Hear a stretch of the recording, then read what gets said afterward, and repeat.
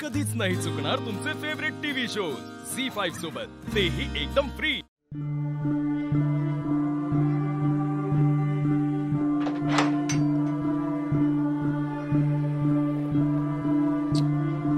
नेत्रा,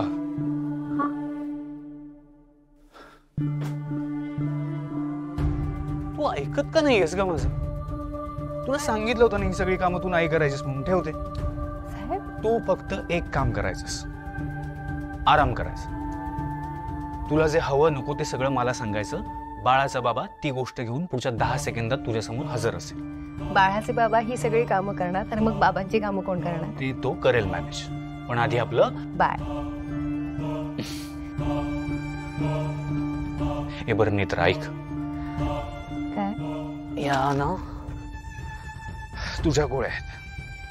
हे सगळं तुम्ही कधी केलं? तू आंघोळीला गेली होतीस तेव्हा केलं मी हे सगळं। बरं ऐक, गोळ्या मीच देणार आहे तुला, पण तू पण लक्षात ठेव या विटामिनच्या गोळ्या आहेत, ओके? या गोळ्या दुपारच्या जेवणानंतर, आणि या सगळ्या गोळ्या रात्रीच्या जेवणानंतर। ठीक आहे, राहिलं लक्षात? डॉक्टरांनी काय सांगितलं ते लक्षात आहे? काय सांगितलं डॉक्टरांनी? वजन उचलायची नाही, लक्षात ठेवायचं। या गोळ्या इथे ठेवतोय, ओके? मित्र, कधी एकदा हे 9 महिने संपतात आणि मी आपलं बाळ असं हातात घेतोय असं झालं मला। हे तू आईबांना सांगितलंस का? जाम खुश झाले असतील ना ते? नाही, अजून नाही सांगितलं त्यांना। मलाच झालंय कधी एकदा सांगते असं, त्यांना खूप आनंद होणार आहे। मित्र, पण ते पहिलं बाळणपणे वगैरे सांगून तुला तिकडे बोलावते। मला नाही वाटत आबा बोलवतील, आणि तसे मला जाता येईल असंही नाही वाटत आहे। मला काळजी कसली वाटते माहितीये? मी त्यांना कळवलं ना की आई आबा दोघेही धावत इथे येतील मला भेटायला, आणि अशा परिस्थितीत त्यांनी इथे यावं असं नाही वाटत मला।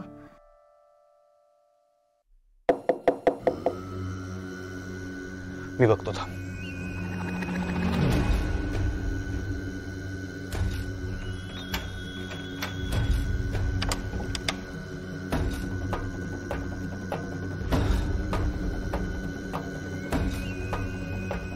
आता तुम्ही कुठे बाहेर जाताय का? वावोशीला जाऊन। वावोशीला का? काय झालं? सगळं ठीक आहे ना? हो, सगळं ठीक आहे, पण विरोचकाचं नेमकं झालंय काय हे तर कळायला हवं।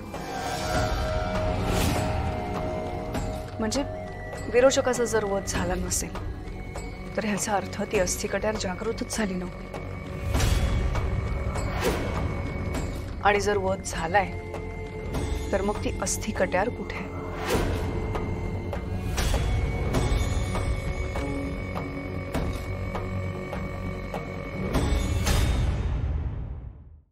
झी5 ॲप डाउनलोड करा आणि पहा सर्व एपिसोड्स एकदम फ्री।